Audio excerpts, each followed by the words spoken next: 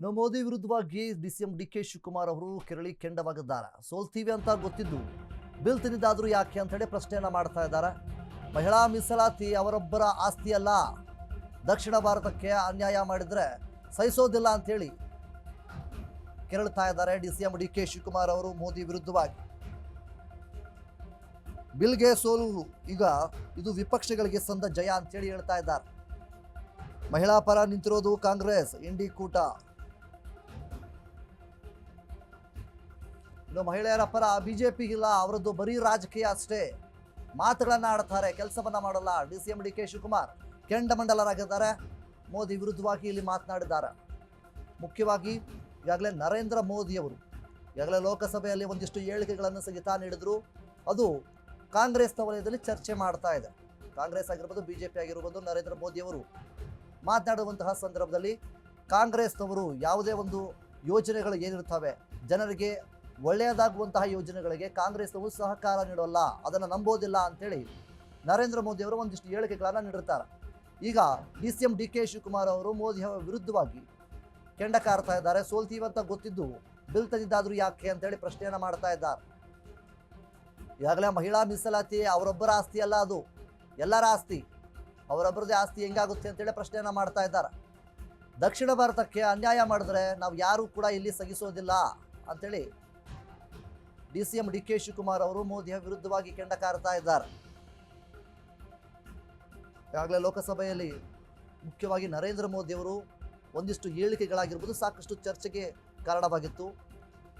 ಮುಖ್ಯವಾಗಿ ಮಹಿಳೆಯರಿಗೆ ಏನು ಸೀಟ್ ಕೊಡಬೇಕು ಅನ್ನುವಂತಹ ವಿಚಾರವಾಗಿ ಆ ಒಂದು ಮಸೂದೆಗೆ ಸಂಬಂಧಪಟ್ಟ ಹಾಗೆ ಸಾಕಷ್ಟು ಚರ್ಚೆಗಳು, ಗೊಂದಲಗಳು ಕೂಡ ಈಗಾಗಲೇ ನಡೀತಾ ಇದೆ. ಆ ಒಂದು ಸಂದರ್ಭದಲ್ಲಿ ನರೇಂದ್ರ ಮೋದಿ ಅವರು ಒಂದಿಷ್ಟು ಹೇಳಿಕೆಗಳನ್ನು ನೀಡಿರ್ತಾರೆ. ಡಿಸಿಎಂ ಡಿಕೆ ಶಿವಕುಮಾರ್ ಅವರು ಈಗ ಅದರ ವಿರುದ್ಧವಾಗಿ, ಅಂದರೆ ನರೇಂದ್ರ ಮೋದಿ ಅವರ ವಿರುದ್ಧವಾಗಿ ಕಿಡಿಯನ್ನ ಕಾರ್ತಾ ಇದ್ದಾರೆ. ಸೋಲ್ತೀವಂತ ಗೊತ್ತಿದ್ದು ಬಿಲ್ ತಂದಿದ್ದಾದ್ರೂ ಯಾಕೆ ಅಂತೇಳಿ ಪ್ರಶ್ನೆಯನ್ನ ಮಾಡ್ತಾ ಇದ್ದಾರೆ. ಗೊತ್ತಿದ್ರು ಕೂಡ ತಂದಿದ್ರು ನೋಡ್ರಿ, ಕಾಂಗ್ರೆಸ್ ಅವ್ರನ್ನ ಮಹಿಳಾ ವಿರೋಧಿ ಅವರು ಬಿಲ್ಲು ಸೋಲ್ತದೆ ಅಂತ ಗೊತ್ತಿದ್ರು ಕೂಡ ತಂದಿದ್ರು. ಯಾರತ್ರ ನಾವು ಪ್ರಜಾಪ್ರಭುತ್ವದಲ್ಲಿ ನಾವೆಲ್ಲ ಪ್ರತಿನಿಧಿಗಳಲ್ವಾ, ನಮ್ಮ ಪಾರ್ಟಿಯವರಲ್ಲ, ಅವರು ಗೆದ್ದಿರೋ 240 ಜನ ಗೆದ್ದಿರೋ ಅವರು ಕರೆದು ಮಾತಾಡಬೇಕಾಯ್ತು. ಯಾಕೆ ಮಾತಾಡಿಲ್ಲ, ಏನು ಮಾಡ್ತಾ ಇದೀವಿ ಏನು ಅಂತ ಹೇಳಬೇಕಾಯ್ತು. ಇದೆಲ್ಲ ಚರ್ಚೆ ಮಾಡಿದ್ದು ಅವರೊಬ್ಬರ ಆಸ್ತಿ ಅಲ್ಲ, ಮಹಿಳಾ ದೇಶದ ಆಸ್ತಿ. ನಾವು ಸೋನಿಯಾ ಗಾಂಧಿ ಅವರು ಇದನ್ನು ರಾಜ್ಯಸಭೆಯಲ್ಲಿ ಪಾಸ್ ಮಾಡಿದ್ದು, ನಮ್ಮ ರಾಜೀವ್ ಗಾಂಧಿ ಅವರು 50% ಕೊಟ್ಟಿದ್ರು ಲೋಕಲ್ ಬಾಡೀಸಲ್ಲಿ. ಇವತ್ತು ಕೂಡ ನಾವು ಒಪ್ಕೊಳ್ತೀವಿ. ಬಟ್ ನಮ್ಮನ್ನೇನು ಕರೆದು ಮಾಡದೆ ಕ್ಷೇತ್ರಗಳೆಲ್ಲ ಕಟ್ ಮಾಡಿ ಬರೀ ಉತ್ತರ ಭಾರತ ಜಾಸ್ತಿ ಮಾಡಿಕೊಂಡು ದಕ್ಷಿಣ ಭಾರತ ಕಡಿಮೆ ಮಾಡಿ ಕೊಟ್ಟಿದ್ರಲ್ಲ, ಇದನ್ನು ಯಾರು ಕೂಡ ಸಹಿಸಲಿಕ್ಕೆ ಸಾಧ್ಯ ಇಲ್ಲ. ಏನು ರಾಹುಲ್ ಗಾಂಧಿ ಅವರು, ಮಲ್ಲಿಕಾರ್ಜುನ್ ಖರ್ಗೆ ಅವರು ಮತ್ತು ಎಲ್ಲ ನಮ್ಮ ದಕ್ಷಿಣ ಭಾರತದ ಇದು ಚೀಫ್ ಮಿನಿಸ್ಟರ್ಗಳು ಏನು ಇದನ್ನು ಪ್ರತಿಭಟನೆ ಮಾಡಿದ್ದಾರೆ, ಹೋರಾಟ ಮಾಡಿದ್ದಾರೆ, ಅದಕ್ಕೆ ಸಿಕ್ಕಂಥ ಪ್ರಜಾಪ್ರಭುತ್ವಕ್ಕೆ ಸಿಕ್ಕಂಥ ಒಂದು ದೊಡ್ಡ ಜಯ. ಏನು ಅವಮಾನ ನಮಗೆಲ್ಲ ಆಗಿರೋದು, ಅವಮಾನ ಆಗಿರೋದು ನಾವೇ ಹೆಣ್ಣುಮಕ್ಕಳ ಪರವಾಗಿ ನಿಂತಿರೋರು ಕಾಂಗ್ರೆಸ್ ಪಾರ್ಟಿ ಮತ್ತು ಇಂಡಿಯಾ ಗ್ರೂಪ್. ಇನ್ನು ಡಿಸಿಎಂ ಡಿಕೆ ಶಿವಕುಮಾರ್ ಅವರು ಮೋದಿ ಅವರ ವಿರುದ್ಧವಾಗಿ ಇಲ್ಲಿ ಕಿಡಿಕಾರಿದ್ದಾರೆ. ಮುಖ್ಯವಾಗಿ ನರೇಂದ್ರ ಮೋದಿ ಅವರು ಲೋಕಸಭೆಯಲ್ಲಿ ಒಂದಿಷ್ಟು ಹೇಳಿಕೆಗಳನ್ನು ಸಹಿತ ನೀಡುತ್ತಾರೆ.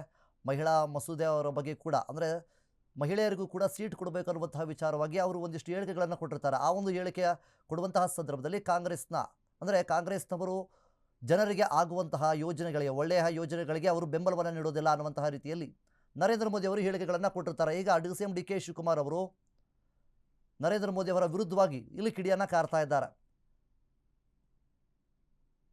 ದಕ್ಷಿಣ ಭಾರತಕ್ಕೆ ಅನ್ಯಾಯ ಏನಾದರೂ ಮಾಡಿದ್ರೆ ಯಾರೂ ಕೂಡ ಸಹಿಸೋದಿಲ್ಲ ಅಂಥೇಳಿ ಕಿಡಿಕಾರ್ತಾ ಇದ್ದಾರೆ.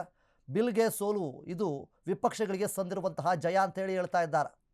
ಮೋದಿ ವಿರುದ್ಧವಾಗಿ ಕೆಂಡ ಕಾರ್ತಾ ಇದ್ದಾರೆ ಡಿಸಿಎಂ ಡಿಕೆ ಶಿವಕುಮಾರ್ ಅವರು. ಮುಖ್ಯವಾಗಿ ಲೋಕಸಭೆಯಲ್ಲಿ ಒಂದಿಷ್ಟು ಹೇಳಿಕೆಗಳನ್ನು ಕೊಟ್ಟಿರ್ತಾರೆ ನರೇಂದ್ರ ಮೋದಿ ಅವರು. ಅದಕ್ಕೆ ಸೋಲ್ತೀವಂತ ಗೊತ್ತಿದ್ದು ಬಿಲ್ ಆದರೂ ತಂದಿದ್ದೆ ಯಾಕೆ ಅಂತೇಳಿ ಪ್ರಶ್ನೆಯನ್ನು ಮಾಡ್ತಾ ಇದ್ದಾರೆ. ಮಹಿಳಾ ಮೀಸಲಾತಿ ಏನಿದೆ ಅವರೊಬ್ಬರ ಆಸ್ತಿ ಅಲ್ಲ, ಅದು ದಕ್ಷಿಣ ಭಾರತಕ್ಕೆ ಅನ್ಯಾಯ ಮಾಡಿದ್ರೆ ಇಲ್ಲಿ ಯಾರೂ ಕೂಡ ಸಹಿಸೋದಿಲ್ಲ ಅಂತೇಳಿ ಡಿಸಿಎಂ ಡಿಕೆ ಶಿವಕುಮಾರ್ ಅವರು ವಾಗ್ವಾದವನ್ನು ಮಾಡಿ ಕಿಡಿಕಾರಿದ್ದಾರೆ.